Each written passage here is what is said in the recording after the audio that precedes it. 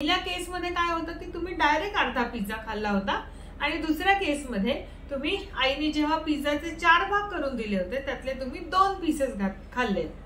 आता practically speaking जर तुम्ही पाहिलं तर दोन्ही वेळेला तुम्ही पिझ्झाची सेमच क्वांटिटी खाल्ली आहे, पण पहिल्या केसमध्ये तुम्ही पिझ्झाचा एकच पीस खाल्ला होता,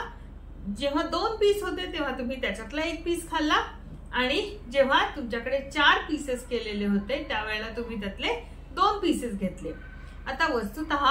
हा जो नंबर आहे की आधी तुम्ही 1 पीस घेतला आणि नंतर तुम्ही 2,